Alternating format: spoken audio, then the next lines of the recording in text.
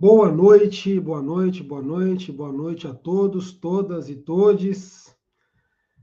Estamos iniciando a nossa sexta e última palestra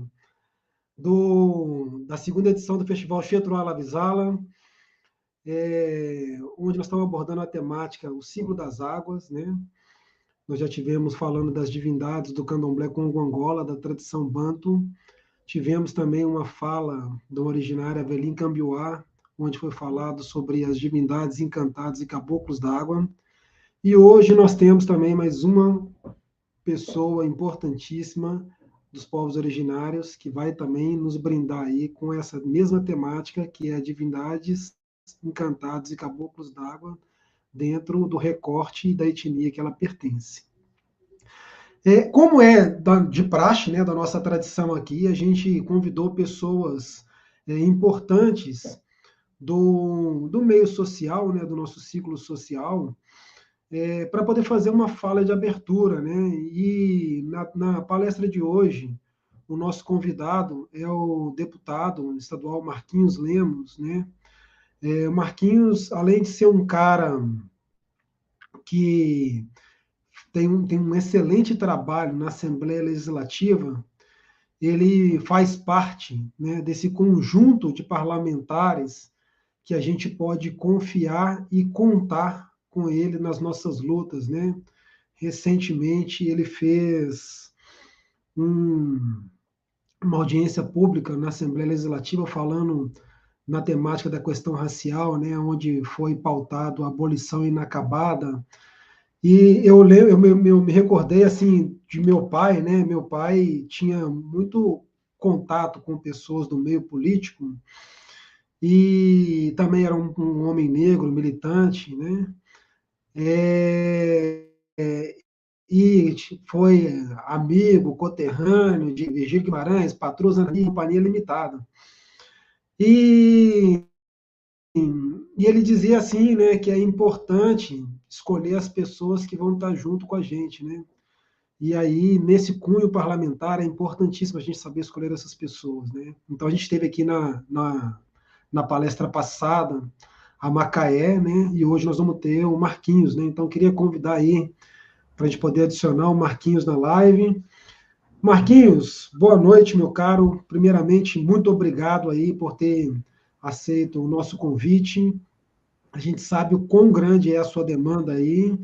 Eu sei que nesse momento você está em outro compromisso também muito importante, mas você separou um tempinho para poder estar junto com a gente. Então, inicialmente, eu te agradeço e te passo aí a palavra.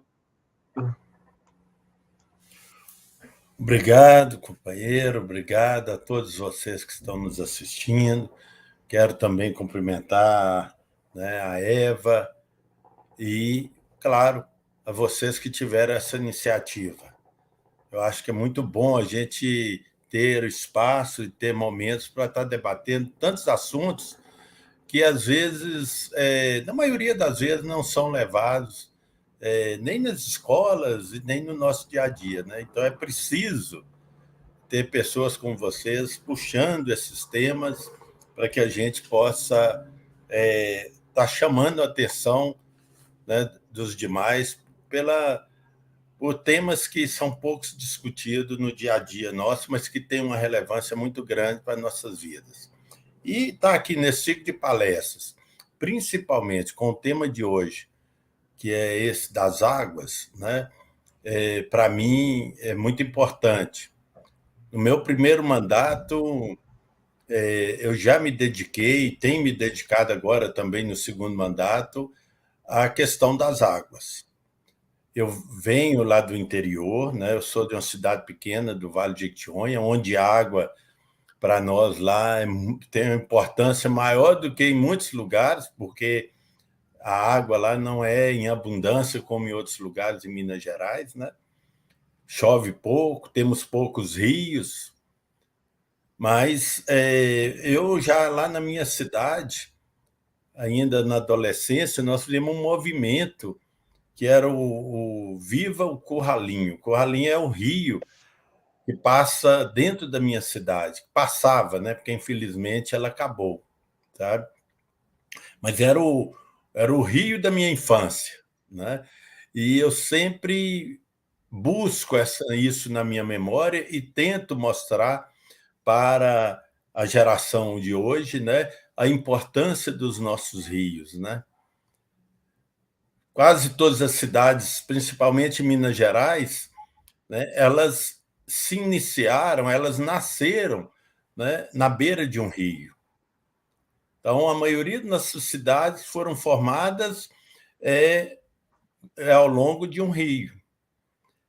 E esse rio, né, que cortava a cidade, e esse rio que era tido, né, até como espaço de lazer, não só para matar a sede, para lavar as roupas, para higiene e tudo, mas era também visto como um dos poucos espaços de lazer que a gente tinha, principalmente naquela época, né, onde era uma época muito diferente da de hoje, né? Então, os rios tinham uma importância muito grande na nossa vida. Infelizmente, eu venho debatendo isso o tempo todo, pela necessidade de recuperar. Às vezes as pessoas ficam, nós precisamos preservar. Eu falo que agora a palavra preservar ela tem que sair. Agora é recuperar. Porque a maioria dos nossos rios, infelizmente, não tem como ser preservado, porque ninguém quer preservar um rio cheio de esgoto, um rio cheio de lixo, né?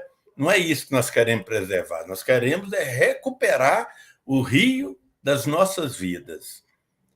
Porque eu falo isso porque da minha geração, eu tenho certeza que muitos viveram e conviveram em um rio. Tá? Tinha um rio perto de casa, tinha um rio na sua cidade. Então tem história para contar junto com o rio. Histórias que aconteceram na sua infância, adolescência, no rio. Então, é muito importante a gente chamar a atenção. Por quê? Porque o rio, que eram os nossos amigos, né, no passado, hoje, para essa geração, tende a ser visto como inimigos. Quando eu ando no interior, né, principalmente na época das chuvas, né, no início de ano, final e início de ano, que nós temos mais chuvas, é comum as pessoas desejarem o fim do rio, né, porque o rio incomoda, o rio invade casas, e não as casas que invadiram ao longo do rio, né? O rio, quando não tem chuva, o rio traz mau cheiro, porque corre esgoto, como se o rio fosse culpado. Né? Nós fomos, hoje, essa geração tende sempre a ter o rio como inimigo. E isso me incomoda, porque eu tenho chamado a atenção muito, onde eu posso, nas reuniões que eu participo, né? Porque sempre eu pergunto às pessoas: onde seus pais se banhavam? Onde sua mãe lavava roupa? Onde vocês pegavam água para beber? Ah, era no rio que corria lá no fundo do quintal lá de casa. Era no rio que passava no centro da cidade. Era o rio que corria, né, perto da nossa cidade. E esse rio hoje? Ah, hoje é só um filete de água. O que tem mais é esgoto, é lixo, é mato. E esse rio hoje ele incomoda, porque quando chove, ele invade nossas casas, invade o comércio. Aí você começa a mostrar para as pessoas: olha, mas o rio já estava ali. Nós é que acabamos com o rio. Nós é que fizemos o rio esse inimigo que hoje nós estamos tendo, né? E nós o alimentamos. Nós é que fazemos com que o rio, eu falo, será que não é o rio furioso, querendo chamar a atenção? Olha o que vocês estão fazendo. Né? E aí a gente vê como as discussões, todo início do ano, eu que estou na vida pública, né? E agora já fui prefeito, e agora como deputado, a gente vê que toda vez que tem as enchentes e que tem os desastres, que às vezes até vidas são levadas, como que sempre as pessoas correm atrás do recurso, falando que é para ajudar a salvar aquelas pessoas que tiveram suas casas destruídas, que tiveram os seus móveis eletrodomésticos e tal, levado pelas águas, o comércio, que teve a seu comércio invadido. Né? Aí você vê o quê? Sempre o governo anunciando valores altíssimos, né? Milhões, né? Para ajudar na recuperação dessas cidades onde aconteceu esses desastres. Aí o que a gente vê? Primeiro que esse recurso nunca chega. E quando chega migalhas. E quando chegam as migalhas, os administradores públicos, a primeira coisa que eles fazem, e já é comum, já é tradição isso, é recuperar o asfalto, é recuperar a rua, é limpar a rua, consertar o asfalto, sabe? E depois, para aqueles pobres que foram empurrados para a beira do rio, para aquelas famílias que tiveram suas casas perdidas, porque não tem outra opção, né, de morar, acaba sendo empurrado para perto desses, ou de um morro, ou para a beira de um rio. Para essas famílias, manda cesta básica, manda colchões, cobertores, como se isso tivesse resolvendo. E depois esquecem. Depois esquecem e vão esperar a próxima chuva. Né? E não tem trabalho nenhum de recuperação do rio, desassoreamento, de limpar o rio, tirar o esgoto e fazer do rio, né, um espaço de convivência, um espaço para que você possa ter aquela água utilizada pela comunidade, tanto, né, nas higiene, na limpeza, como eu falei, para lavar a roupa, e também para beber, para cuidar dos animais. Não. Você começa a pôr na cabeça da população que aquele rio tem que ser tapado, se possível, teria até que ser soterrado, se for um rio menor, porque ele é que está incomodando.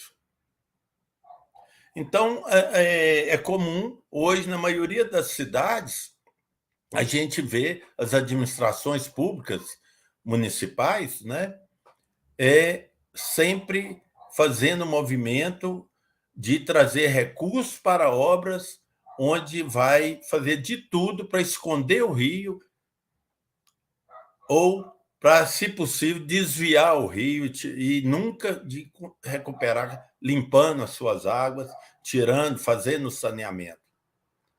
Então, essa é a nossa luta, e que a gente tem travado aqui também na Assembleia, para mostrar para as pessoas a importância da água. E hoje, eu sempre falo que a recuperação das nossas águas, hoje, não é nem só para satisfazer e para ter ali mais uma questão ambiental. Não é nem isso mais. Tá? Nós já estamos passando. Agora é por necessidade. A água está ficando cada vez mais escassa, mais cara, mais difícil. Cada vez mais vão perfurando poços artesianos. Na minha região, que já tem uma escassez de água, é comum hoje todos os municípios correrem atrás de poços artesianos, e cada vez mais nós vamos esvaziando, né? Nós vamos diminuindo o lençol freático e vamos, daqui a pouco, estarmos com lugares já desertos, sabe? E isso é a discussão que eu acho que tem que ser. Tá? É claro que nós temos as realidades. Por exemplo, aqui na região metropolitana tem a questão da mineração, que tem que ser discutida e tudo. Mas se não conscientizar a população, tá, de que a questão da mineração ela incomoda e ela vai trazer um dano para todos nós no futuro, e vai ser muito em breve, porque ela está também, além de tirar a serra, tirar o morro, tirar a terra, ela está também prejudicando as nossas nascentes e os nossos mananciais. Então, é importante a gente, primeiro, ter essa conscientização da população, que eu acho que aí é que a gente falha, né? Porque no capitalismo acaba que a questão financeira ela sobrepõe, ela convence mais as pessoas, porque é comum você falar assim, olha, mas é tanto dinheiro, é tanto minério, nós vamos deixar isso aí? Nós não vamos utilizar dessa riqueza que Deus nos deu? Aí a pergunta que fica, tá, é uma riqueza, mas ela está servindo para quem? Quando tira o minério, o que está ficando para o povo? Olha as cidades mineradoras, como que hoje a pobreza aumentou tanto, né? Por quê? Porque cada vez mais eles vão mecanizando e precisando menos de mão de obra, concentrando cada vez mais essa riqueza em poucas empresas, né? E não devolve nada, nem impostos. E vai ficar para nós, como sempre, os buracos e, no futuro, como já estamos vendo em muitos lugares, a falta da água. Então, é importante para nós essa discussão da importância da água, sabe? E deixar claro que mais caro vai ficar no futuro é a água. Muito mais caro do que o minério de ferro, muito mais caro do que o lítio, muito mais caro do que tudo. Vai ser a água, porque essa nós não vamos ter como sobreviver sem ela, né?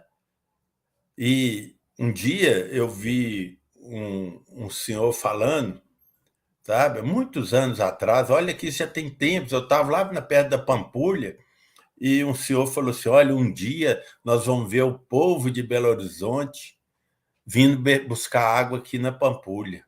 E não vai nem ligar se ela está poluída ou não, porque não vai ter outra alternativa.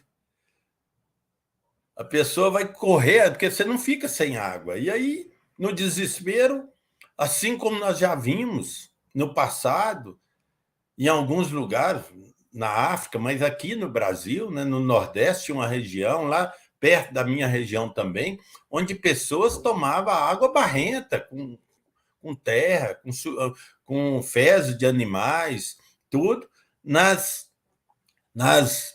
cacimbas que eram feitas para segurar a água. E no desespero, porque sem alternativa, a pessoa vai lá e pega aquela água de qualquer jeito, porque ela precisa de água.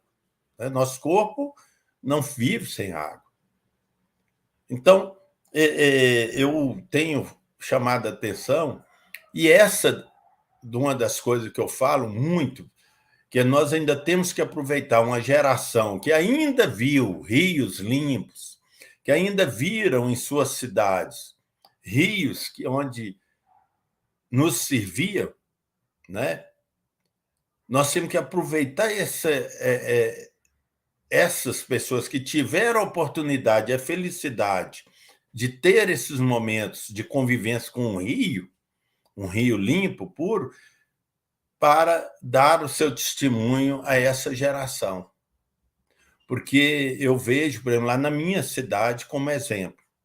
Eu conto para os meus filhos, para outras pessoas, que a gente nadava, descia de canoa num rio que passava dentro da minha cidade. E hoje não existe mais o rio.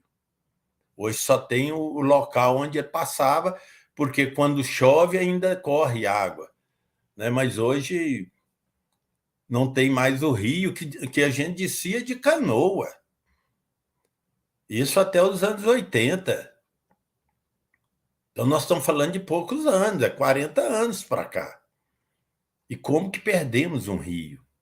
Sabe? E ninguém reagiu a isso. Você viu o rio morrendo lentamente e ninguém reagiu. Por quê? Porque nós somos... não, o poder público tem a obrigação, eles vão achar a água em outro lugar.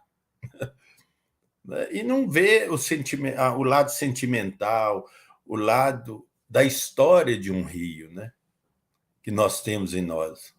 Então, por isso que eu tenho chamado a atenção das pessoas e pedido, onde eu posso, para contar a história do Rio, que quase todos nós, do interior principalmente, talvez aqui na capital não seja tanto, né?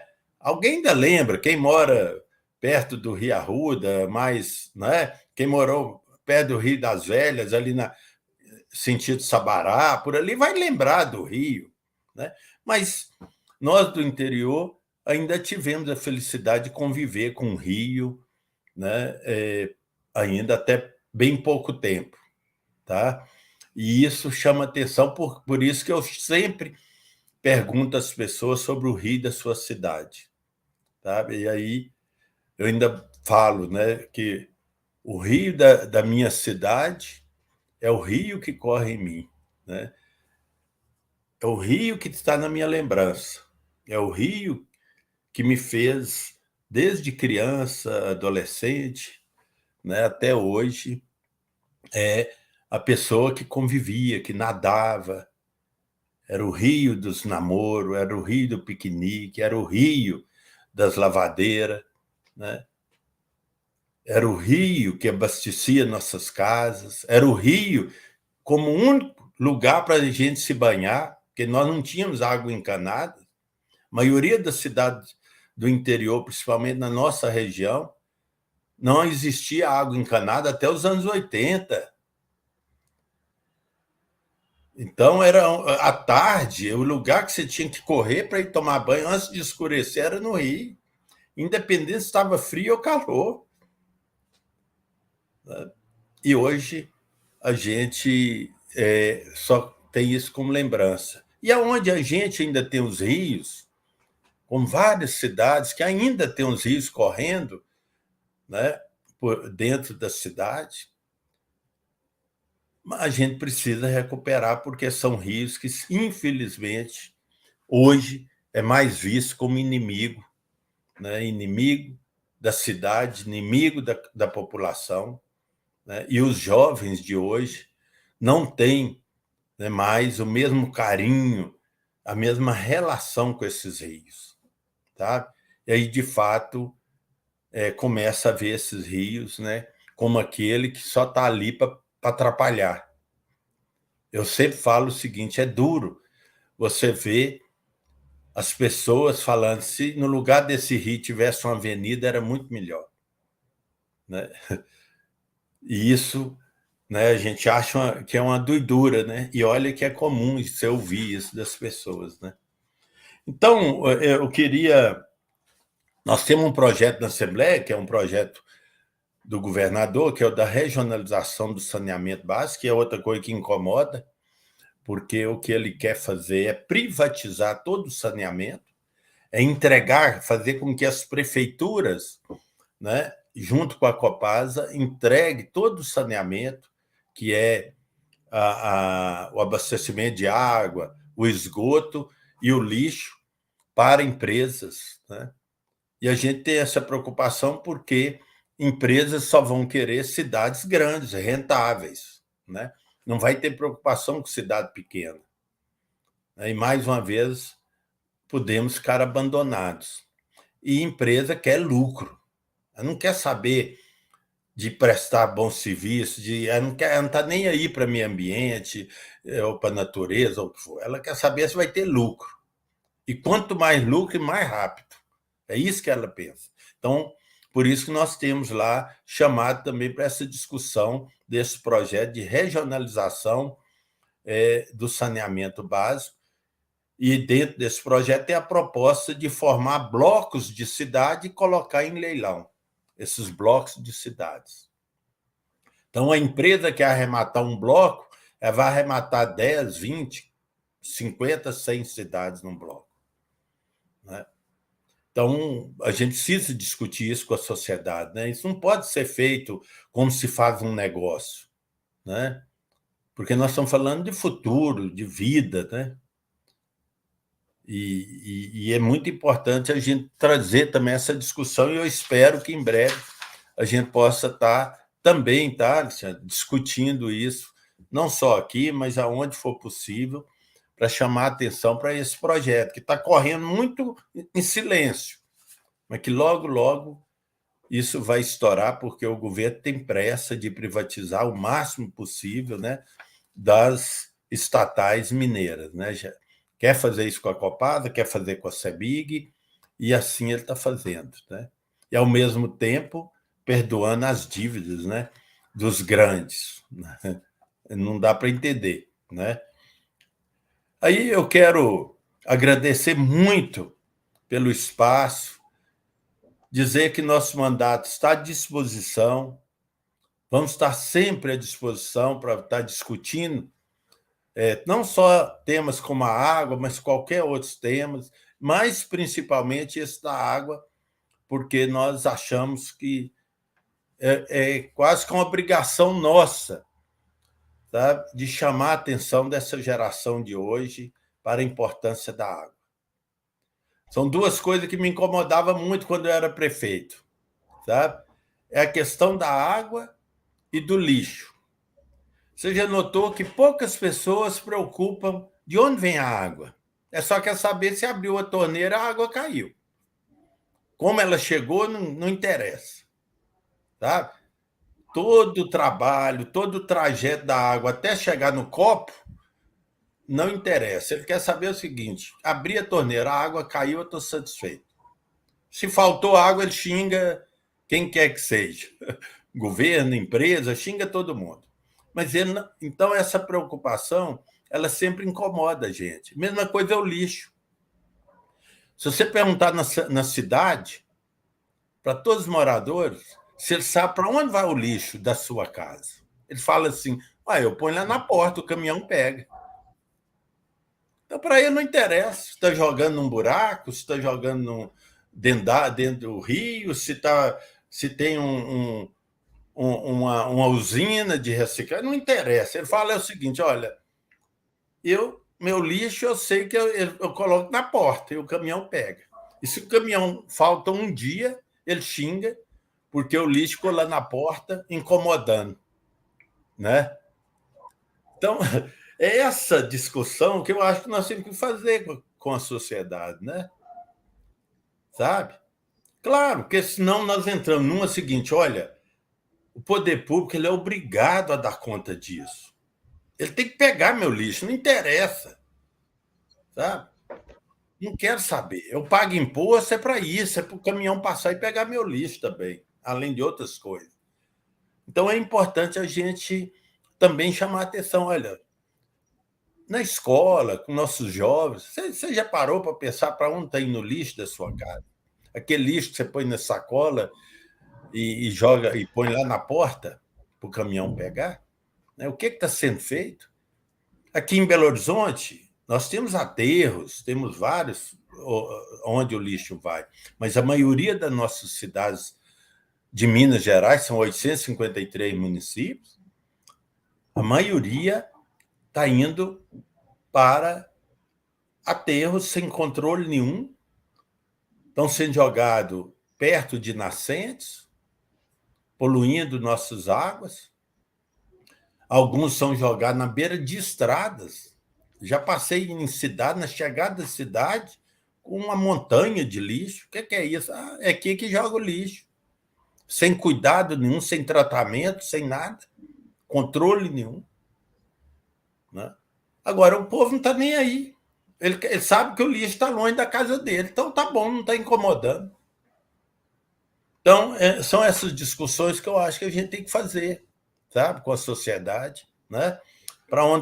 De onde vêm nossas águas, como que nossa água chega até nossa casa, nosso copo, e também para onde está indo nosso lixo. O lixo que nós produzimos, para onde que ele vai? Se ele está sendo tratado, se ele está indo para sendo destinado, né, para um lugar certo, controlado, bem cuidado, que não está prejudicando. Então, é essa discussão. Para finalizar, eu queria, se me permite, de vez em quando, eu gosto de escrever algumas poesias, algumas coisas, e aí um dia, pensando nas águas, eu escrevi uma poesia baseada no Pai Nosso. Tá? Aí eu quero ler aqui, tá? Chama O Rio Nosso. Chama O Rio Nosso. O Rio Nosso, que ainda vive aqui, lembrado seja pelo seu passado. Dê a nós alimento e diversão, tanto no campo como na cidade. A água nossa de cada dia já não nos serve mais. Perdoe-nos as ofensas, o descaso e a ingratidão. Que a sua fúria seja ouvida por nós. Seu leito seja vida, e não o fim. E não nos deixe fazer de ti nosso inimigo. Lave nossa alma e nossa consciência. Sejamos agradecidos pelas águas que correm na terra e caem do céu. Amém. Legal, hein? É isso. Muito bom. Marquinho, muito obrigado, meu caro, pela predisponibilidade do tempo, né? Como eu disse lá na abertura, eu sei que você tem uma agenda super complicada, eu sei que a agenda é super concorrida. Hoje você está nesse momento num outro encontro que você vai voltar para lá, né? Mas eu queria agradecer não só por estar aqui, né? Mas por ser uma pessoa que nos representa na Assembleia, por ser uma pessoa que está lá lutando por aquilo que é nosso, lutando pela nossa pauta dos povos originários, uma pauta racial, né? Então, assim, eu queria muito agradecer aí a você, ao mandato, né, pelo segundo mandato consecutivo de estar lá, né, nos representando, nos ouvindo e sendo a nossa voz dentro da Assembleia, tá bom? Lá na minha cidade, tinha um rio, tem um rio, né? Que chama Soledade, sabe? Ainda tá, é o rio que abastece a cidade hoje. Até 2000, o rio que abastecia minha cidade chamava Curralinho. Ele secou, aí a Copasa mudou a captação para o rio Soledade, que fica uns 2, 3 quilômetros da cidade. Quer dizer, está ficando mais distante da cidade, né? Mas é um rio Soledade. E lá na nossa região, no Alto de Jequitinhonha, nós temos alguns rios que estão acabando, né? Nós temos em Minas Novas um rio mais famoso, que é que abastecia a região ali, chamava Rio Fanados. Ainda chama, mas hoje já é quase um córrego. Já não é mais aquele rio grande, que é o Fanados. Temos ainda um rio que ainda está bem preservado e tudo, é o Rio Preto, sabe? Que fica ali em São Gonçalo do Rio Preto, tá? E também o Rio Itamarandiba, que é um rio grande ainda. Já diminuiu muito, mas ainda tem bastante água. E você sabe que o nosso Jequitinhonha, o Rio Jequitinhonha, que é o maior, né, nosso lá, onde todos esses rios desaguavam e os que ainda sobrevivem ainda desaguam, né? É o Rio Araçuaí, e o Rio Araçuaí cai no Jequitinhonha. E o Jequitinhonha ele é dividido por alto, médio e baixo. E para encerrar aqui mesmo agora, né, porque eu também já tenho outro compromisso, também tem os outros companheiros para falarem, eu quero só um poema aqui para não perder um pouco a cultura nossa do Jequitinhonha, né? Então, é sobre a história desse rio, né? Que chama Rio Soledade, Solidão. Mergulhão, rápido, pesca seu almoço. Traíra, dorme tranquila no canto do poço. Toma cuidado, o funil pode te engolir. Assim era o rio que existia aqui. Energia para dar e vender, dando luz onde nasci. Era Soledade, com peixes, monjolos, moinhos e cachoeira. Era Soledade, brincadeiras, passeios, mergulhos e paixão. Era Soledade, saudade, solidão. O rio vai indo, como corda perdendo fio a fio, cada vez menor, mais fino e mais só. Agora salta margem a margem, vê lapas ao sol pedindo água. O rio cansado já não corre, desce lento, procurando espaço, sem força para vencer barragens. Cadê o Soledade, Itamarandiba, Rio Preto, e Fanado, alimentos para o grande Araçuaí. É hora de inverter, incomodar os de cima, fazer a água subir. É preciso somar forças, mostrar tamanha vergonha, juntar altos, médios e baixos. Somos todos águas, águas do Jequitinhonha. Valeu, boa noite para você. Legal. Legal, obrigado, viu, Marquinho? Forte abraço. Valeu.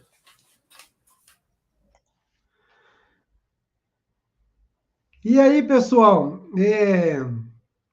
como eu tinha falado na abertura da live, até você bem breve aqui para a gente poder já ir direto, a nossa convidada de hoje é a Eva Potiguara. Eu vou pedir a ela para poder, vou adicionar ela, vou pedir ela para poder se apresentar, falar um pouquinho sobre ela, e ela vai falar para a gente hoje sobre as divindades, encantados e caboclos d'água, né? Ela vai permear esse assunto dentro da perspectiva da etnia que ela pertence, né?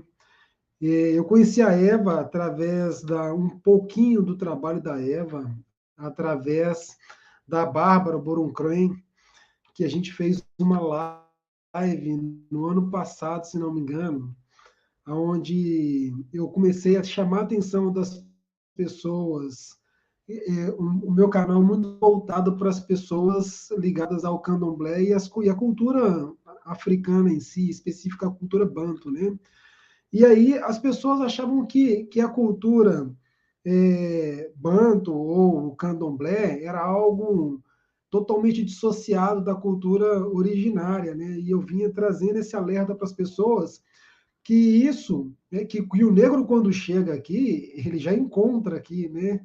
E é por isso que o culto aos caboclos ganha tanta força dentro dos candomblés, específico o candomblé de Angola, porque o negro, o banto, ele já tinha uma característica que é uma característica de sempre que ele chegava em um lugar, ele procurava saber quem era o dono da terra, né? E o negro banto, quando pisa em solo brasileiro, ele quer saber quem é o real dono daquela terra. Ele sabe que o português não é, mas ele quer saber quem é o real dono daquela terra. E nessa mistura, nessa sinergia, né, ele entende que o real dono da terra são os povos originários, e ele passa a fazer reverência aos reais donos da terra antes de reverenciar a ancestralidade deles, né? Então, com isso, o culto aos caboclos passa a ter um corpo muito forte, uma estrutura muito firme dentro da nossa liturgia, né? Então, eu fiz uma live no ano passado com a Bárbara, tentando abordar um pouco essa temática, e vem sinalizando muito isso, né? Que a luta nossa é a mesma luta dos povos originários, a luta dos povos originários é a mesma luta nossa, que estamos todos em busca de um mesmo objetivo, só que em lugares diferentes, né? Eu costumo até colocar uma frase que é assim, né? Para o sistema, é ideal que o negro esteja numa condição de servidão, né? Já para o sistema, é importante que o originário não exista, né? O sistema quer que o negro continue na condição de servidão para poder continuar tendo força, mão de obra, ter quem explorar, né? E ele quer que o originário não exista, que o indígena não exista, para que a terra não tenha dono. Quando a terra não tem dono, a terra pertence a qualquer um, a quem chegar primeiro, quem bater uma placa primeiro, né? Haja visto o nosso marco temporal aí, quem bateu a placa primeiro. E aí, nesse sentido, a nossa luta do povo negro, né, e dos povos originários, elas caminham muito, muito, muito juntas, né, lado a lado, né? E aí esse alerta eu venho fazendo com muita intensidade, para que quando as pessoas de candomblé, de religiões de matriz africana, vejam uma temática do marco temporal, não entendam que isso é um problema do outro ou que isso não está associado, né? Muito pelo contrário, está diretamente ligado a gente, né? É uma luta que é nossa. Para além disso, um outro ponto que eu gosto de levantar muito é o quanto tem de similaridade na forma de lidar com os elementos da natureza, as culturas originárias com a cultura africana, né? São culturas originárias em locais diferentes, mas são culturas originárias. Como elas se dão diferente não de uma forma correta, com aquilo que é o meio ambiente, com aquilo que são os elementos da natureza, né?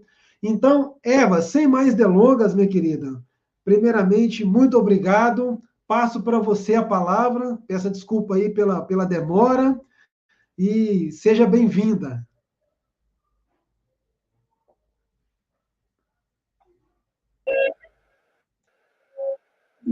Tuna, ao EBT, muito obrigada, boa noite a todos, a todas, todos.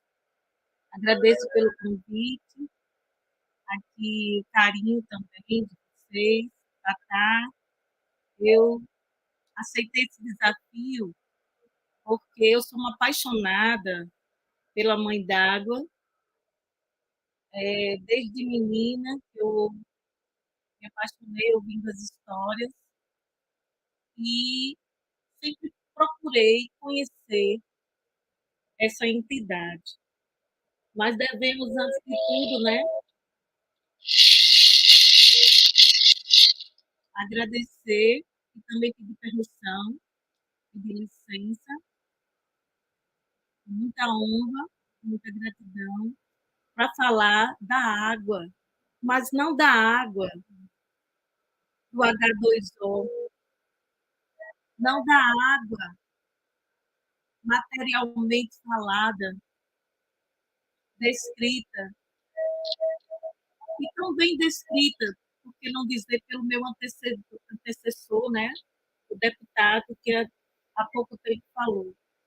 Eu gostaria de dialogar de uma forma mais íntima possível sobre a água enquanto parte de nós, e não a parte, e não fora, distante de nós. Esse é nosso maior desafio. Pensar a água, assim como pensar a terra, esse planeta água, terra, água, como mãe terra, mãe d'água. E assim como o universo gira, e também como o nosso sangue corre, e as águas correm junto com o nosso sangue, que também é água, nós somos todos aprendizes nessa correnteza. Eu hoje quero contar um pouco do que eu tenho conversado, do que eu tenho pesquisado como aprendiz constante dos meus parentes, né? Meu querido parente Cadu, conhecido também como Cadu Potiguara, esse trabalho belíssimo dele, Xamanismo Hoje, ele dialoga dentro de uma visão complexa e necessária e urgente, emergente, do que a gente precisa discutir sobre as cosmovisões dos povos indígenas. Não dá para falar desse tema sem falar do xamanismo, sem falar das encantarias, sem falar das pessoas que estão na invisibilidade, que são pessoas sábias, cuja sabedoria é ignorada, cuja sabedoria é desrespeitada há mais de 5 séculos. E o nosso querido Carlos Eduardo de Araújo, nosso Cadu, ele, nessa obra, que é uma obra fruto da sua tese de doutorado aqui pela UFRN, no grupo de pesquisa GRECOM, do qual Edgar Morin é professor honoris causa, e também trazer o nosso xamã e eu considero meu pajé, o querido Rômulo Angélico, nessa obra dele, Rei Canindé, Rei da Jurema, porque a Jurema, para nós, povos indígenas, povos originários do Nordeste, não só o povo potiguara, mas várias outras etnias, como os cariris, tapuis, tairariú, e chegando até o norte, são povos que hoje referenciam a Jurema enquanto entidade e também relacionada a esse entendimento afetivo e sagrado da água enquanto ser vivo. A água é vida em movimento. Se não fosse a água enquanto vida em movimento, eu não estaria aqui falando convosco. Eu sou prova, e vocês aí são provas de que a água em movimento, ela é vida. Mas será que alguém está conseguindo me entender?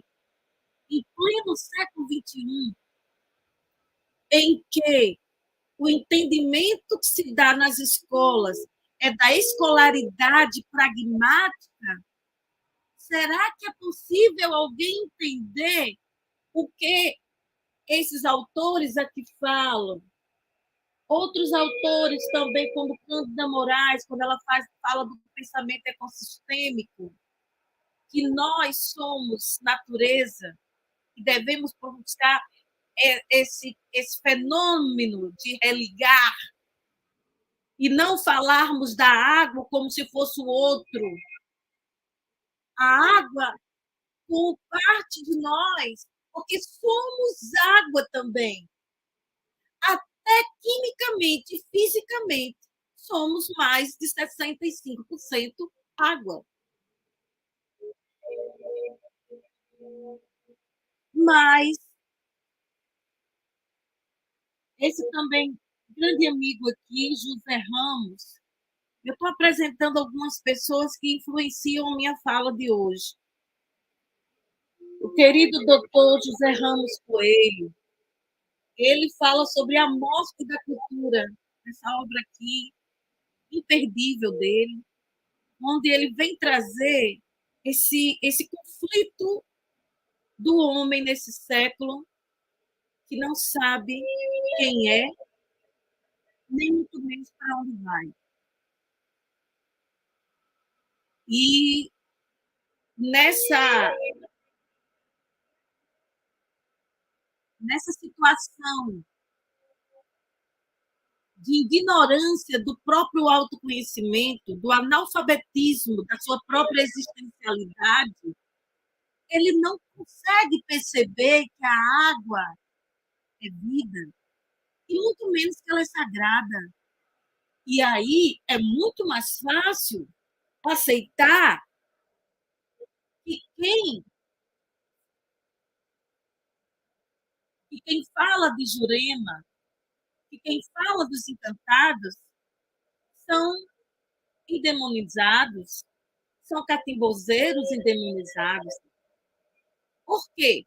Porque o domínio ocidental do conhecimento pragmático, racional, ainda prevalece.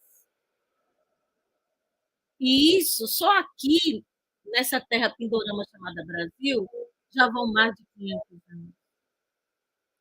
São mais de 523 anos de etnocídio. Etnocídio que não é a morte física, mas é uma morte talvez pior do que a física, do que o genocídio.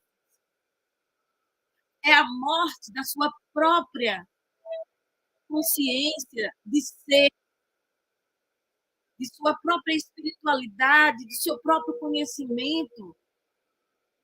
E isto, a cultura do seu povo, a cultura vital, a sua relação com, todo esse meio da qual você está inserido, esse analfabetismo é o que expressa o etnocídio em que vivemos. E por causa desse etnocídio, dessa falta de conhecimento, de suas próprias características vitais, essenciais, é que a nossa sociedade, uma sociedade contaminada pelo Ocidente, pragmático, racional, patriarcal, racista e machista, que desenhou a educação, que desenhou também as religiões predominantes, aquelas que são consideradas superiores aos dos nativos da chamada América, batizada por Américo Vespúcio, mas aqui é a Biayala. E é por isso que eu estou aqui, por a Biayala, Membira a Biayala, sou filha da terra, Endé Membira Biayala. Você também é filho, filha da terra. E é por nossa mãe terra e mãe d'água que nós queremos dialogar sobre isso. Eu gostaria também, nesse diálogo, entre várias linguagens, mostrar que não é apenas as pesquisas acadêmicas que nós queremos trazer aqui para fortalecer o pensamento dos encantados, o pensamento dos povos originários, o pensamento dos povos indígenas, mas, sobretudo, os saberes da tradição. Os saberes da tradição dos povos originários devem ser respeitados. Você não precisa segui-los, mas deve todos com respeito. E eles não têm sido respeitados. E como a água, nossa mãe, água, não tem sido respeitada. E eu vou ler aqui o Lamento da Água, escrito pela minha parenta querida, Márcia Cambeba, nessa obra Saberes da Floresta. Elevo a Nhanderu minha prece, que me fez límpida e me enaltece. Saber que mato a sede e acalmo o calor. Rego plantas, germino a semente, limpo a roupa, escuto, conversa de gente, sirvo de abrigo para peixes e serpentes. Em mim a vida se refaz incessantemente, mas é fato, já não dá para aguentar ver meu rosto, a sujeira agarrar, meus olhos ardem sem parar, do lixo que me chega sem avisar. Uma lata cortou meu coração. Sangrei tanto que secou o rio de Cantareira. Magoada pela falta de educação, deixarei de correr. E veja a situação. A terra seca parecia o sertão. Os peixes agonizavam sem respiração. Até a sucuri fugiu da devastação. E o homem? Sua inteligência não fez chover. Ficou sem roçado, agoniado, sem saber o que fazer. Mas ser mãe é cuidar com amor e amar mesmo sem ser amada. É assim a mãe d'água. Assim vou seguindo minha jornada, apoiada pelo rio, enfrentando os desafios. E chorar já me cansei. Peço a Deus Tupã que não me deixe desamparada. Eita vida! E a minha vida? Será que não serve mais para nada? Quero correr livre, me sentir amada. Esse é o lamento da água abandonada. Salve, nossa mãe. Salve, mãe d'água. Salve, mãe terra. E nesse momento de reflexão, eu quero chamar a atenção para pensarmos que a água, ela, enquanto sagrada, ela não é nenhuma romântica de aceitar tudo calada. Ela não aceita.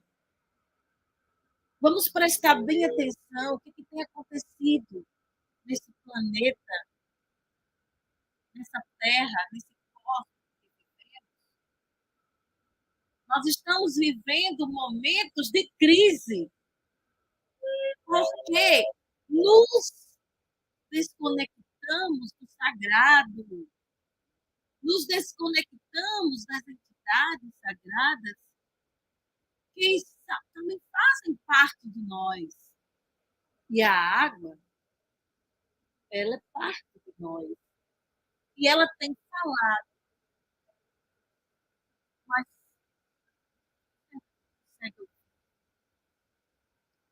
ela fala muitas vezes nas tempestades, na seca. Ela fala também nas inundações. Ela fala também na água suja, contaminada, e traz muitas doenças e infecções, porque tudo isso é reflexo de uma ocidentalidade material do conhecimento sobre quem somos. Homo sapiens, dominadores da natureza. Tomem conta de tudo. Tudo vos pertence, porque vocês são homens, são pessoas cheias de sabedorias, de culturas. Dominem os selvagens, dominem os primitivos, primatas, a fauna e a flora, façam o que quiserem. Este é o pensamento patriarcal. Tudo é mercadoria, tudo é objetivado. E a mãe d'água não suporta mais isso. Eu estou em processo de cura graças à água. A água que eu tomo com as ervas que a mãe terra deu, mas que a água regou, alimentou e fez brotar. Eu estou sendo curada pelas ervas, alimentadas pelas águas. E, ao mesmo tempo, para fazer o chá, a água, ela é essencial. Eu estou em tratamento de câncer. Estou hoje há 22 dias de uma cirurgia. E eu estou dizendo isso para vocês assim, ó, de alma lavada, literalmente, e dizer: precisamos nos reconectar com as entidades sagradas da água, porque elas são parte de nós. Elas estão dentro de nós, mas elas querem se manifestar. Mas a gente muitas vezes não deixa, não permite, porque o nosso egoísmo, nosso ego, não consegue ouvir, não consegue ver. A nossa vaidade, o nosso egoísmo, nosso individualismo, nossas correrias do dia a dia. Mas tenta seguir o fluxo dessa flauta de bambu. o bambu que nasceu na beira do rio. E que um dia um indígena transformou numa flauta. E aí ele começou a imitar o vento que passava na brisa das matas. Vamos tentar fazer essa reconexão. A cabocla Jurema, como alguns conhecem, também é conhecida aqui no Nordeste como uma das nossas maiores entidades. E o ritual da Jurema, tanto pesquisado aqui por nosso querido Rômulo, ele traz esse processo, desse fluxo energético em que precisamos nos reconectar, em que a Jurema ela não é apenas uma planta, ela é um canal de conexão com outros mundos, com outras cosmovisões, com outros lugares e outros seres. Mas nem todos conseguem perceber isso. Por quê? Porque desde o século XVI que fomos proibidos a falar, a ouvir sobre uma ciência milenar, a ciência da Jurema. Jurema é ciência. E um grande cientista, ainda vivo, diz numa obra dele chamada Ciência com Consciência, chamado Edgar Morin, que a ciência ela não se completa nas verdades, mas se complementa na interdependência das incertezas. E a ciência ela está dentro e fora de nós. Para nós não termos a arrogância de acharmos que sabemos tudo. Ela tem doutorado, ele tem doutorado, isso não significa nada. Se você não sabe ouvir a correnteza das águas, se você não sabe perceber, para além da hegemonia da ciência pragmática moderna, se você não aprendeu a religar a vida com os saberes da tradição, com o outro, a água, o fogo, o ar, e tudo isso ao nosso redor. Se você não consegue ver nos olhos de um animal, que ele e senti-lo como seu irmão, não adiantou nada, nada. Porque dentro do pensamento ecossistêmico, do pensamento que rompe com o pensamento cartesiano de Descartes, o conhecimento ele não é apenas o que está escrito, registrado, carimbado nas universidades, nas grandes academias, mas é o conhecimento, mas também para você.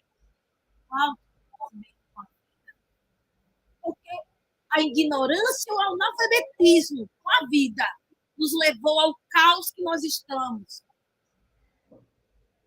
A grande cidade chamada São Paulo, terra dos tupinambás, terra dos grandes parentes tupinambás, tem o rio morto, chamado Tietê.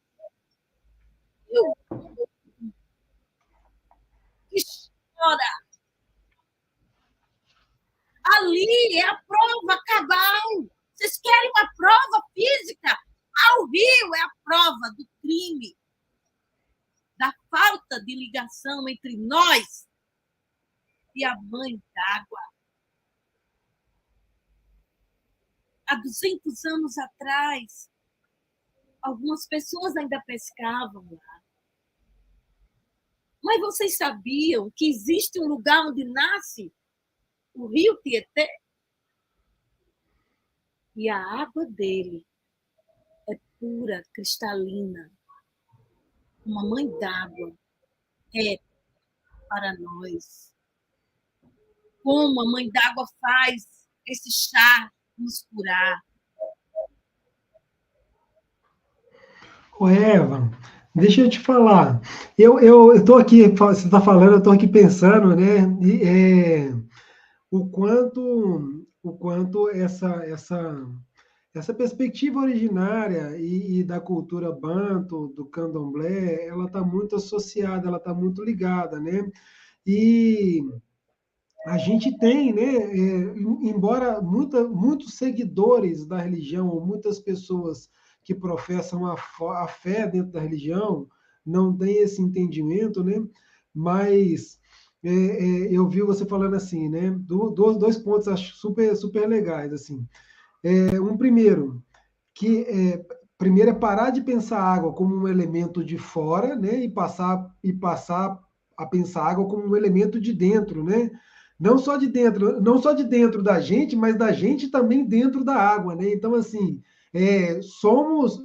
existe uma simbiose entre o que somos e o que é a água, né? E isso está tudo interligado, isso não está dissociado, não existe um para um lado, outro para o outro, né?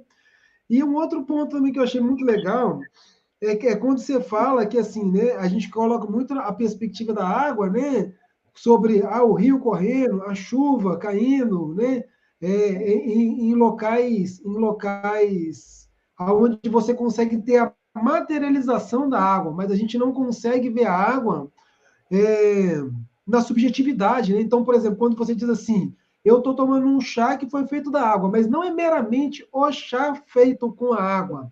A folha que foi utilizada para fazer o chá também é um fruto, vamos falar assim, né? É um fruto, né? Desse ciclo da água, né? Dessa passagem da água.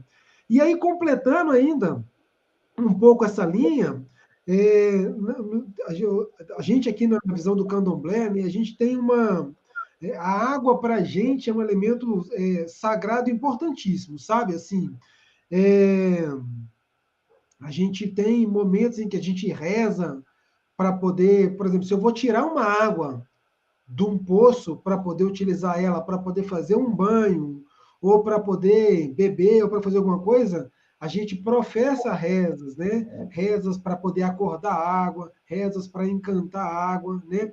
Rezas para poder beber, para poder ingerir essa água, rezas para poder se banhar com essa água. Então, assim, a forma das relações, que também pega um pouco do que você falou, a forma com que essas relações acontecem entre as culturas originárias, seja ela dos povos indígenas ou dos povos africanos, a forma de se relacionar com esse elemento água é completamente diferente dessa cultura que a gente está inserido nela e que você bem disse que nos levou para esse estado caótico que estamos hoje, né? O estado caótico de a gente ter um rio que corta a maior capital, né? O centro econômico do país, mas que é um rio 100% morto, né? Que não existe nem a capacidade de recuperação, né? Então, assim, eu acho muito válido essa fala sua, que conecta muito com o que é a nossa perspectiva das pessoas de candomblé, de cultura afrocentrada, vamos dizer assim, é, que vai reverberar naquilo que eu sempre tenho falado, né?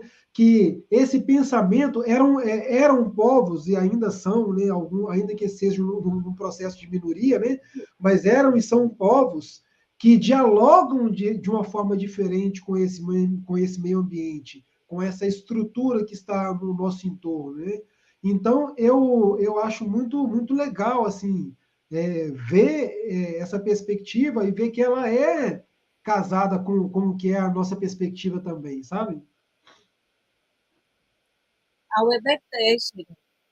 E, assim, embora eu não seja candomblessista, mas eu tenho muitos parentes, né, que são, e é uma assim, é uma ciência. Eu vejo como uma ciência que está dentro dos saberes da tradição.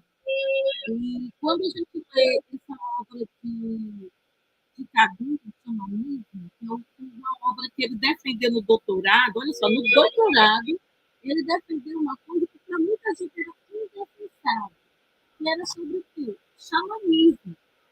Porque para falar da água, para falar dos caboclos da água, para falar de mãe d'água, para falar de cantaria, não podemos deixar de falar do xamã. O xamã, ele ainda existe e resiste hoje, apesar das opressões, apesar de tantas pressões, tanto genocídio que nossos povos ainda hoje sofrem.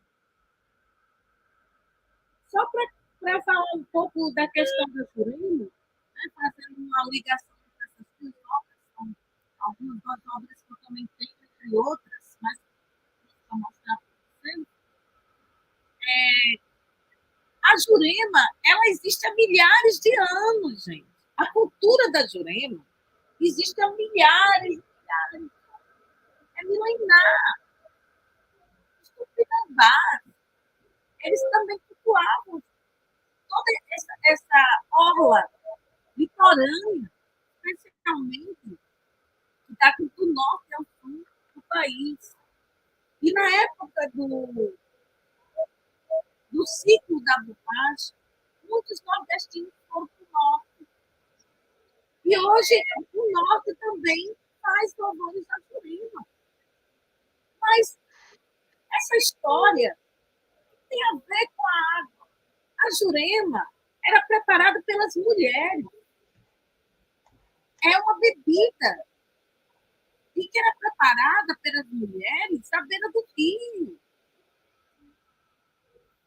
Depois que as mulheres tomavam banho. Primeiro, as mulheres tomavam seus banhos. Elas tinham que estar se sentindo puras, limpas, para depois elas juntas irem preparar a bebida da Jurema.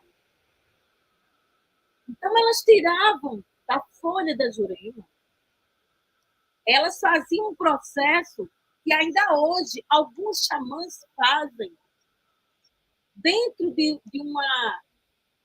um conhecimento dos saberes da tradição, que são essas especificações culturais que definem um povo, que definem a sua cosmovisão daquele povo. Mas isso, quando os portugueses chegaram aqui, com a sua religião, eles foram catequizando as crianças, dizendo que isso era coisa do demônio, que Jurema era coisa do demônio. Vocês vão ver muitas músicas de Jurema com o nome de Maria, colocando o nome de santos, porque foi uma forma dos juremeiros não morrerem e manterem os seus rituais. Você vai ver, eu acredito até que você deve conhecer muitas músicas de Jurema que envolvem santos europeus, santos trazidos pelos portugueses. Né? E isso foi uma forma de fazer algumas assimilações, mas também foi uma forma também de proteção. O que a gente sente falta é da língua, porque a língua que era cantada, Jurema, era a língua de cada povo.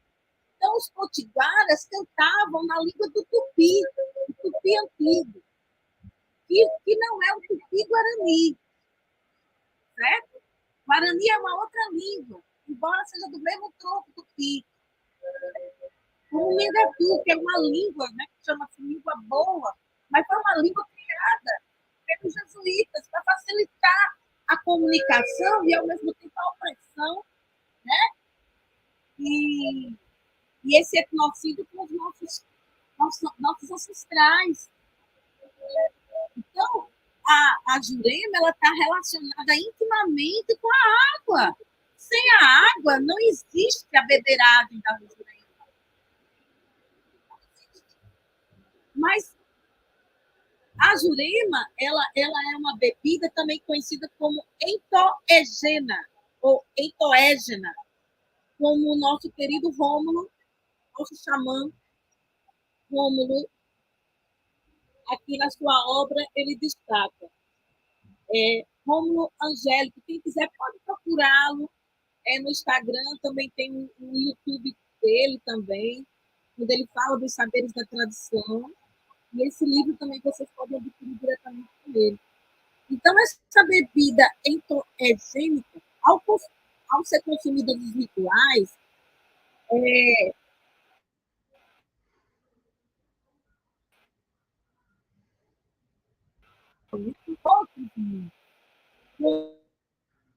as encantarias entravam e entram. E é uma relação de cura interior e também de cura exterior. Porque muitas vezes, na encantaria, a cura ela não é só do corpo, ela é do espírito também. E muitas vezes, no ritual da Jurema, as pessoas ou o outro é curado. E há visões extraordinárias. Muitas pessoas que já participaram da vivência da Jurema, né? Já tiveram visões, outras pessoas não tiveram nenhuma visão de nada. Mas alguém chegou e disse: eu senti isso, isso e isso em relação a você. Então,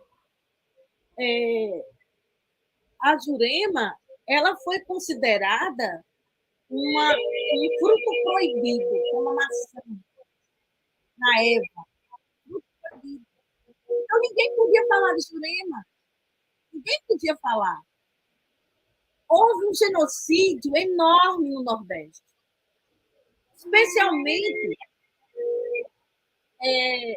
quando os colonizadores chegaram no interior, porque os colonizadores ficaram muito tempo mais no litoral, desmatando o pau-brasil. Mais uns 200 anos depois, eles se infiltraram para os interiores, onde tinha o maior fluxo de juremeiro. E houve muito extermínio. E esse processo do genocídio, ele não conseguiu acabar com esse ritual da Jurema. Por quê? Porque a ancestralidade é tão forte, mas tão forte, que até as crianças que foram catequizadas, elas não esqueceram de envelhecer. E muitas dessas crianças se tornaram xamãs, se tornaram benzedeiras. A minha avó era benzadeira. Eu nunca vou esquecer da minha avó me benzer. Outra coisa também, o uso do cachimbo. O uso do cachimbo, ele está presente no ritual da Jurema e ele também é considerado algo demônio. Olha só. Gente, o cachimbo, ele é um fenômeno dentro dos rituais e ele está dentro também da vida afetiva das pessoas. Meus avós todos fumavam cachimbo, mas dentro do ritual da Jurema, a fumaça do cachimbo ela é com ervas especiais. Não é qualquer erva, não. As ervas, elas também, você vai na mata, você pede licença para entrar na mata, escolher as ervas, a camomila, o alecrim, o erva doce. A erva que você vai precisar para usar com o fumo. Porque também o fumo, gente, o fumo é da terra pindorama. O fumo também mata bactérias, mata doenças. O fumo, junto com a erva, o alecrim, ele também cura doenças, gente. porque ele cura pela respiração. E quando a pessoa fuma o cachimbo, a fumaça vai para fora, não vai para dentro, como no cigarro. No cigarro, que é aí vendido livremente, né? E que ninguém fala que é coisa do demo nem nada, isso também não está fora de discussão aqui, mas é uma coisa que mata milhares de pessoas. Enquanto isso, o cachimbo ele é demonizado. Você não vê um cachimbo numa escola exposto, mas você vê elementos da religião europeia. Por quê? Porque crucificaram os nossos saberes da tradição. É o que a gente fala, né? Que a gente fala de um Estado laico, né? Mas o Estado nunca é laico para a gente, né? O Estado só é laico para o lado de lá, né? Para o nosso lado, ele nunca é laico, né?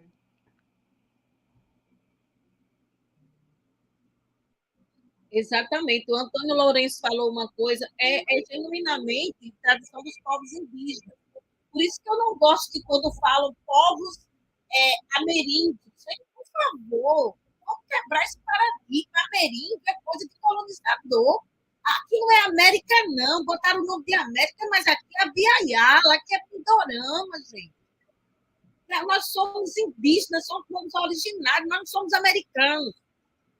Nós somos da Biaiala, nós somos da Pindorama. Então, nós somos povos indígenas, povos originários. Então, se é uma tradição, saberes da tradição de povos indígenas e também de povos afro, porque os nossos irmãos africanos, eles estavam com nossos ancestrais nas senzalas, eles estavam cantando a Jurema na colheita, mesmo com o lombo sangrando. Eles estavam também cantando na plantação, mesmo com ferros nos seus pés. Muitas mães com as crianças, trazendo elas aqui nas costas. E eles estavam lá, trabalhando para o dono da casa grande. E eles trocavam entre si as dores e compartilhavam essas dores nas suas canções. Então, os quilombos também, até porque os primeiros quilombos, gente, foram criados pelos indígenas, que eles que conheciam a mata, eles que conheciam os territórios. E pouco se fala disso. Há uma total ignorância ou desrespeito, indiferença de ver que os povos indígenas, gente, que essa terra, que é terra indígena, de cima a baixo, baixo acima, e que dizer que a Jurema era para ser um ritual um ritual respeitado, mas não é. O próprio Rômulo, ele teve sua casa apedrejada, quebraram o altar dele, quebraram tudo. E ele ainda está se organizando para fazer o altar dele. Gente, todo templo tem seu altar. Não existe um templo que seja melhor do que o outro. Todos têm que ter respeito. Está na Constituição também. Mas, mesmo assim, não há respeito. E tá uma coisa que é importante falar, que o povo Krenak é um povo que eu amo demais, né? A minha querida amiga Bárbara, né? E também a querida Shirley, também, que eu tenho muito carinho por ela, né? Nosso também querido Ailton Krenak. Gente, o povo Krenak, eles têm uma história, uma cosmovisão belíssima sobre a criação das águas. E uma das mitologias está nessa obra aqui, ó, que também é Vozes Ancestrais. Eu não vou contar a história, viu? Vocês vão atrás dela. Eu só vou falar de um elemento encantado, que é o beija-flor. Gente, o beija-flor também, ele está como elemento encantado para o povo Munduruku. Só que, povo do Krenak, o beija-flor está relacionado também a essa criação da água, o surgimento da água. E o único bicho que tinha água era o beija-flor. Mas o povo Muduruku, o beija-flor, ele simboliza os mais velhos, os mais sábios, e que, na cosmovisão dos Mudurukus, quando um idoso morre, ele se transforma no beija-flor. Entendeu? É tão lindo que eu me emociono com isso, gente. É muito lindo. O povo Cambeba já tem uma outra cosmovisão e eles se consideram povos das águas do Cambeba, né? Eles têm uma relação cultural e afetiva com a água muito forte. Essa é uma grande luta da nossa querida Márcia Cambeba, né? Nessa obra dela aqui, aí, Caripitamar, eu moro na cidade, essa obra aqui lindíssima, né, que tem uma cunhã aqui na água, ela traz também essa força poética dela, que também é uma resistência para romper ou diluir, que é a nossa luta também aqui com o etnocídio. O etnocídio é um caso grave, o etnocídio. O etnocídio é essa morte, essa perda das cosmovisões do seu povo, dos saberes da tradição do seu povo, é a morte do próprio eu. Quem eu sou, de onde eu vim. E quanto mais eu fui colocando muito amor,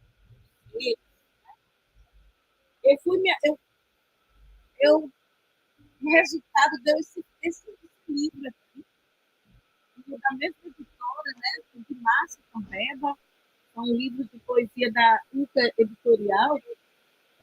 E aqui, gente, eu tive um momento muito precioso, um momento de muita dor que eu passei, e eu escrevi esses versos para Jurema Sagrada. E ele está justamente no capítulo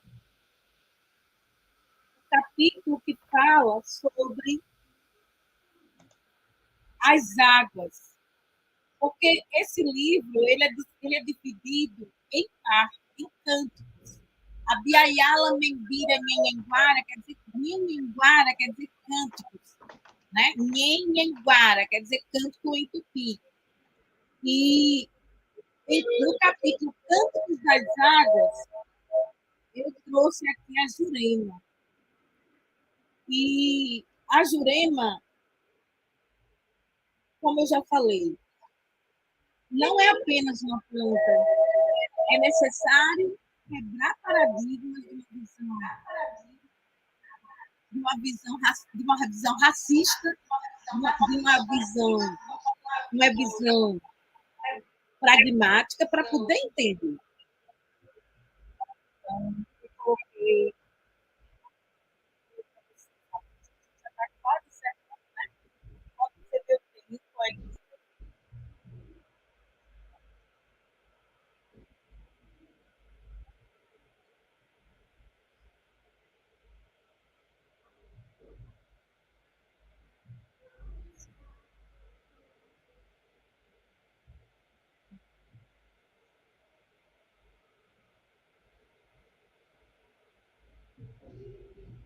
Então, enquanto eu encontro aqui, queria dizer para vocês que isso nos toca profundamente.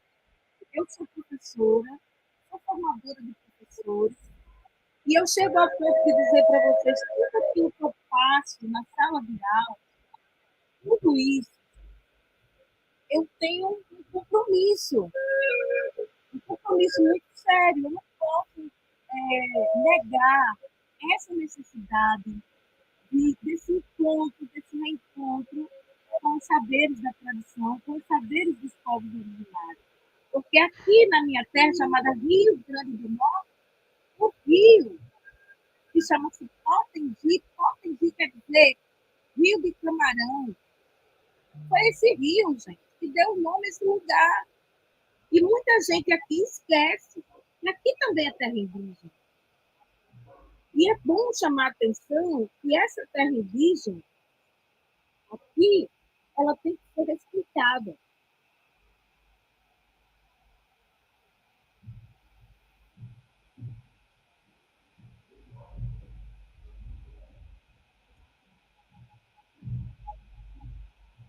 Eu vou ler aqui para vocês o poema, né, que eu tenho separado.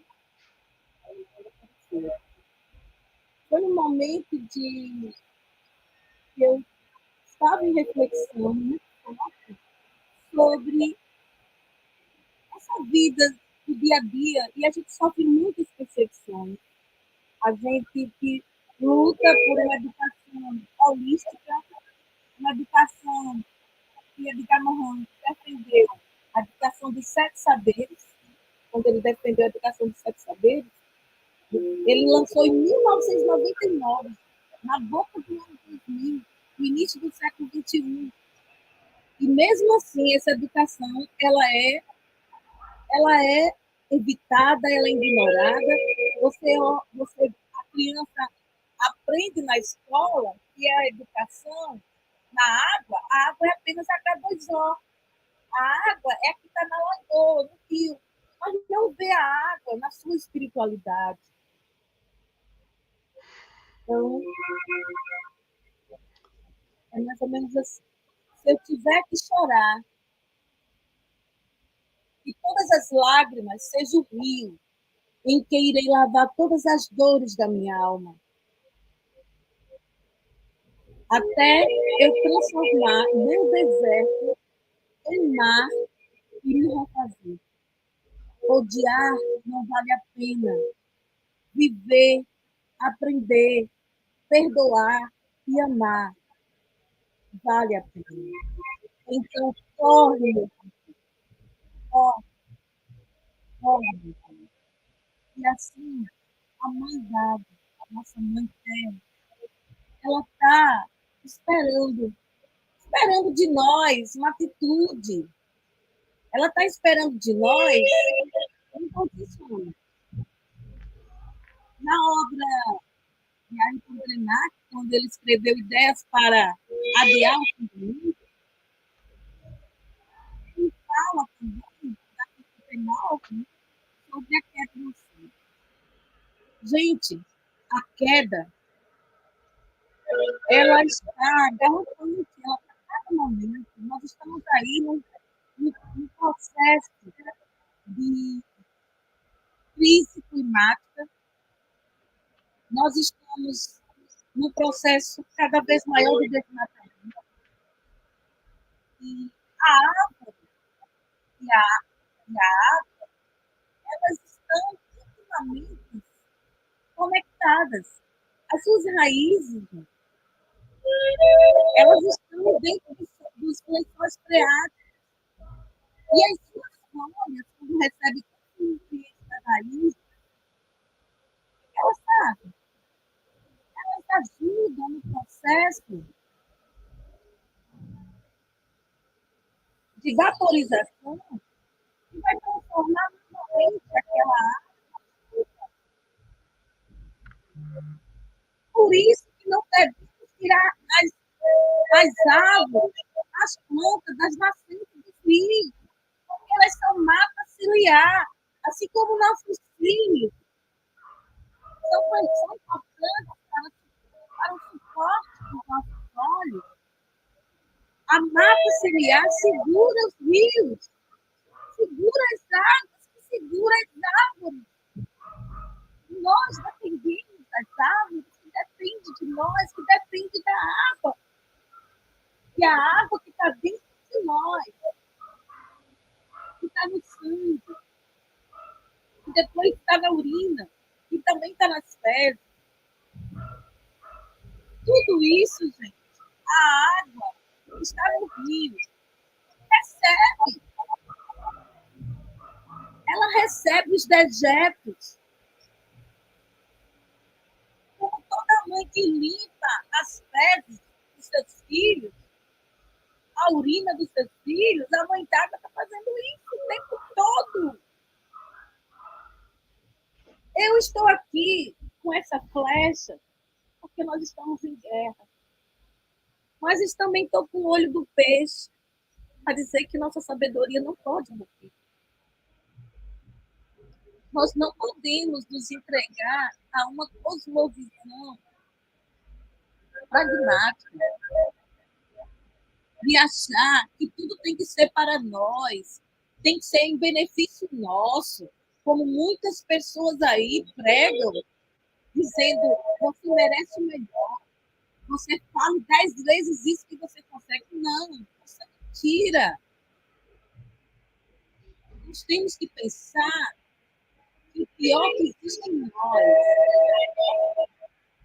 precisa dialogar com o melhor que podemos ser. Que nós somos os dois lados, nós somos a sombra e a luz, o yin e o yang. Nós somos água e terra. Nós somos luz e calor. Nós também somos dor e esperança. Que o nosso avô, o Atu é o avô, é o dado ao Rio Doce. O Rio Doce que está lá, sofrendo. Devido a quê? Porque o Rio Doce, assim como a água dessa terra Pindorama, é vista como mercadoria. Mercadoria para lavar os resíduos do minério pesado, que depois inundou e acabou uma cidade inteira como Mariana. Que levou vidas, fauna, flora, além de pessoas, trabalhadores, pais de família, que até hoje estão desaparecidos. Quem não cuida da sua mãe, não cuida de si mesmo. Porque da água viemos, e dela também poderemos morrer. Ou até sem ela, ou com ela, de alguma forma, poderemos morrer, mas também poderemos renascer. Porque essa ligação cosmológica com o vovô, o Atu, o rio, é tão importante para os Borus. Essa fonte de recursos, energia espiritual, é entidade dotada de intencionalidade, e certamente tem sido profanado pelo entendimento capitalista colonial de ver a água como mercadoria, como objeto, objetificado, colocado em latas, colocado em galões. A cosmologia Borum reflete os encantados, assim como nós do Nordeste vemos também como divino a água, enquanto protetores, a mãe d'água, o pai do mangue, e todos eles, os tocons, os encantados, ou as marvês, que possuem uma força sobrenatural, que usam também nossos xamãs, aqueles que se entregam, que são escolhidos para trazer essa sabedoria ancestral. Eles querem nos dizer que essa força é uma força que é preciosa, que pede respeito, exige respeito. As inundações, a destruição do Rio Doce, assim como a morte do Tietê e de tantos rios por esse Pindorama afora. Tudo isso são crimes hediondos, não foram punidos. São punições aos seus réus, criminosos chamados homens de bem, empresários, que só estão pensando no lucro, que só nos dejetos, no mar, nas praias, nas lagoas, nos rios, Depois nem percebe que seu próprio neto ou filho amanhã pode ser contaminado por aquela água. Porque a forma da água dizer eu sou mãe e eu também me revolto.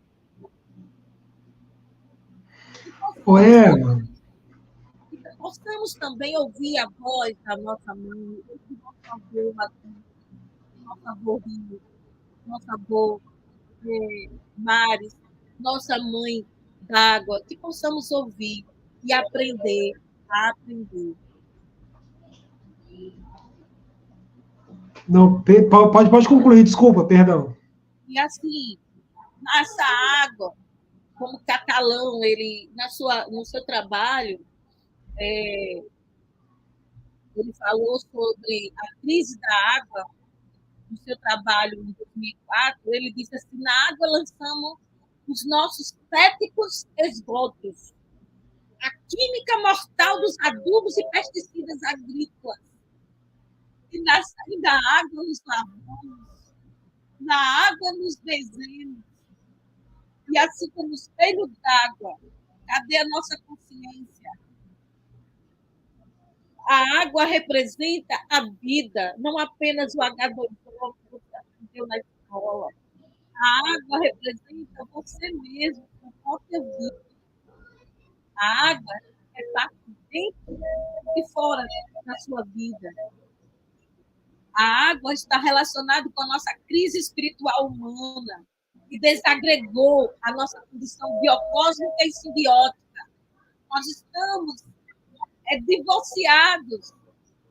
Nós temos que nos religar a nossa relação espiritual com a água, com a terra, com o ar, com o fogo, porque todos esses 4 elementos eles se complementam e formam essa cosmovisão do mundo que vivemos. A água ela se infiltra em tudo, na terra, no ar, na agricultura, na indústria, na nossa casa, no nosso corpo, no nosso sangue, nos nossos dejetos, mas ela quer também nos rematriarcar. Vamos parar de patriarcar a água. Vamos parar de tornar a água mercadoria, objeto apenas de uso, fruto. E como diria minha avó, vamos criar vergonha na cara. E vamos respeitar a nossa mãe. E a água é um milagre da vida. E como milagre da vida, essa relação simbiótica com a água está historicamente comprometida pelo projeto moderno colonial capitalista neoliberal, que transforma tudo em ordem e progresso. E por causa dessa ordem e progresso, chegamos ao caos. E eu peço aqui, em nome da vida, que a nossa interação sensorial, nossa capacidade de sentir, possa transcender do racional, esse pensamento simplista de achar que a tudo tem apenas uma verdade. E que o entendimento dos encantados é algo fútil, é algo endemonizado, é algo banal. Então, pense que aquilo que somos nem sempre é aquilo que o outro vê. Assim como aquilo que podemos ver, nem sempre é o que estamos vendo. Porque os nossos olhos, eles precisam ver além do material. Nós podemos sentir o vento que não vemos. Assim como podemos enxergar e ouvir a água, os seus lamentos, e conversar com ela. Pedir licença também, e não poluí-la. E aqui eu quero agradecer mais uma vez a oportunidade que eu quis hoje, nesse momento de fala, trazer esse olhar dessa cosmovisão da água sagrada, enquanto elemento vivo em movimento, dentro e fora de nós. Eu também quero aproveitar e deixar para vocês também a nossa obra de responsabilidade de mulheria das letras indígenas, da qual eu tenho a honra de ser um das articuladoras. Aqui nós temos muitas escritoras de mais de várias etnias, são mais de 80 mulheres aqui. Vocês também vão ver histórias, saberes da tradição pelas narrativas dessas mulheres. Né? E também, quero também provocar os pais que leiam o Boasma, Reencantar a Educação, professores também. Vamos quebrar os paradigmas, vamos parar de falar da água apenas como objeto e vamos transformar o saber num saber mais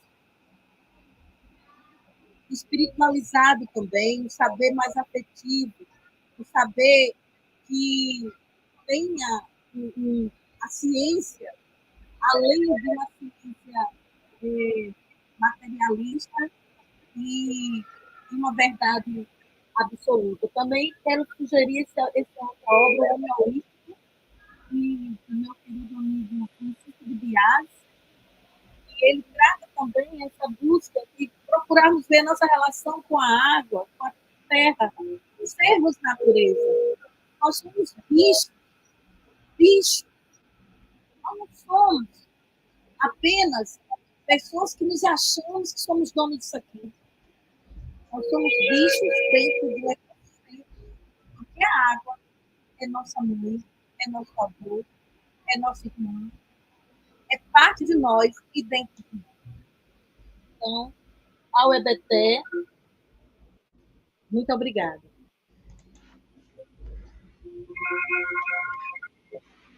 Eva, eu agradeço muito aí a tua pré-disponibilidade de ter vindo compartilhar conosco um pouco do que é essa visão tradicional de vocês, né? Que é nossa também, né? É isso que eu tenho pregado muito às pessoas, que essa sinergia as diferenças elas estão ligadas diretamente a uma regionalidade, né? Mas a visão ela é unificada, né? Então, assim, para a gente engrandece muito, ajuda a melhorar o entendimento, ajuda a melhorar a percepção, né? Então, agradeço muito aí a sua predisponibilidade de estar junto com a gente. Era para ser um papo de 1 hora, foi 1 hora e 50. Foi muito bom ter essa partilha. Agradeço demais, viu? A gente diz aqui do nosso lado aqui, a gente diz assim, né? Zambio Aquatessá, né? Que é como se fosse um Deus lhe pague. Vamos tentar traduzir para um conceito meio que eurocêntrico, é como se fosse um Deus lhe pague, né?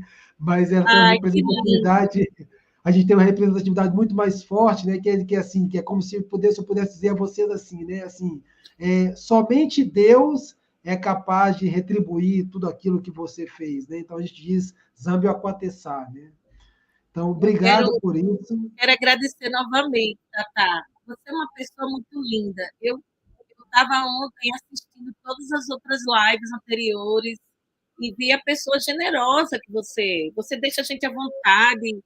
Eu, como toda professora, desculpa se para alguns momentos eu fui muito acadêmica. Algumas pessoas estão pedindo aí as indicações dos livros, né? Depois eu posso passar para a Catarina, né?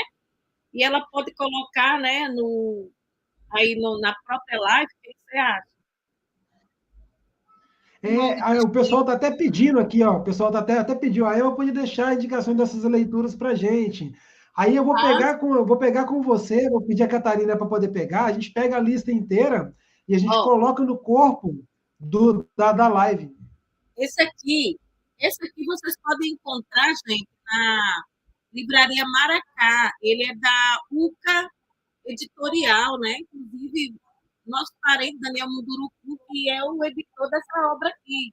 Vocês também encontram na Livraria Maracá. Esse também, O Lugar do Saber Ancestral, de Márcia Campeba, na Maracá.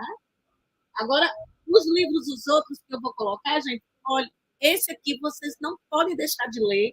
Educar na Biologia do Amor e da Solidariedade e o Pensamento Ecossistêmico, de Cândida Moraes. Essa mulher mudou a minha vida. Eu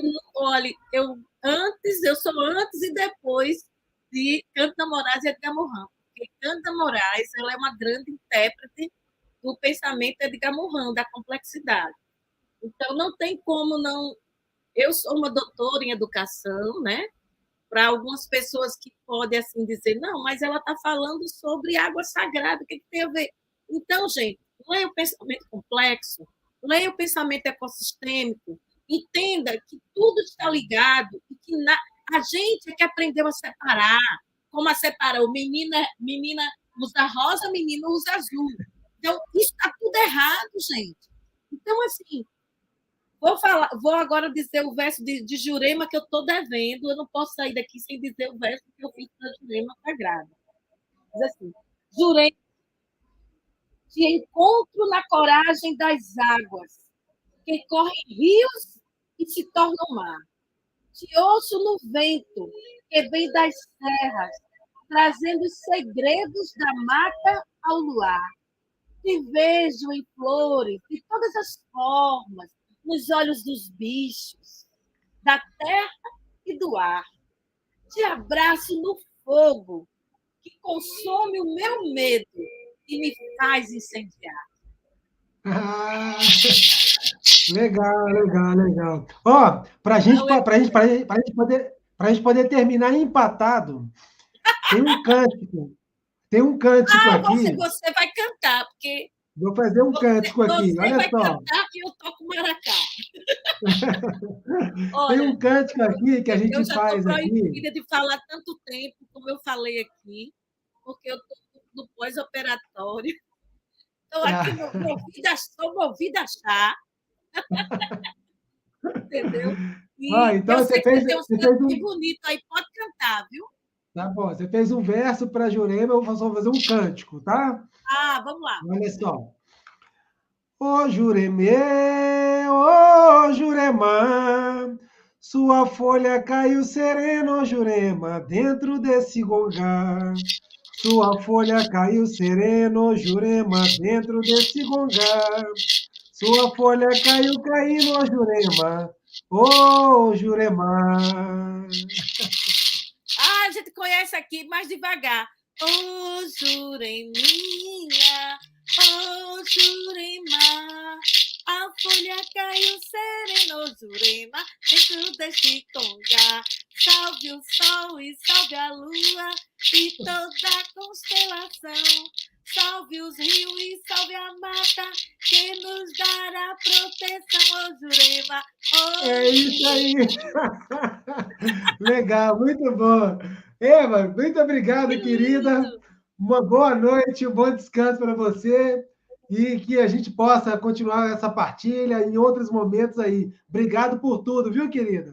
Tá bom, ó, e eu quero agradecer mais uma vez, Tatá, e dizer ao pessoal que eu vou escrever todas as indicações de livros que eu me baseei, me inspirei, que faz parte das minhas pesquisas, e vou mandar para a Catarina.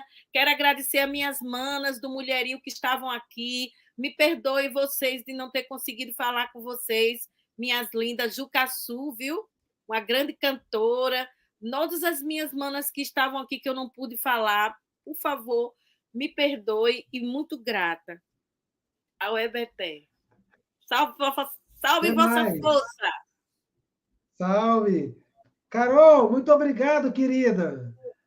Eu queria aí, eu vou deixar, Carol, para você poder também. Hoje nós vamos fazer diferente. Você vai falar aqui os seus contatos para o pessoal poder ter aí os seus contatos para quem precisar em algum momento de uma tradutora em Libras.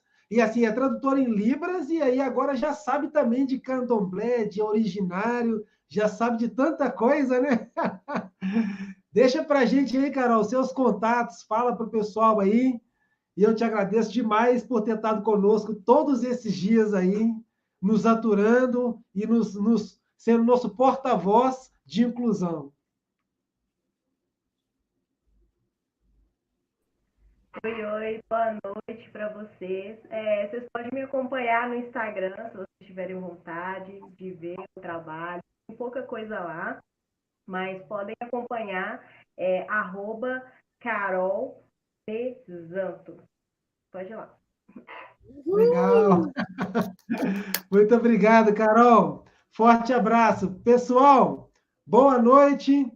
Ó, deixando claro, semana que vem tem curso de cultura banto, dia 27, 29 e 30.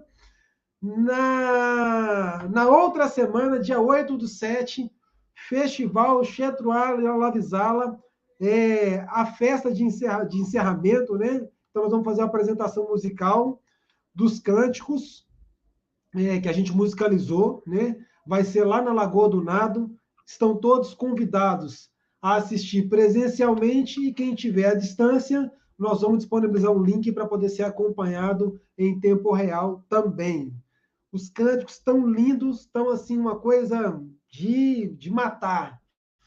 Tá uma coisa sensacional. Então, nós nos vemos aí nos próximos dias. Forte abraço e até lá.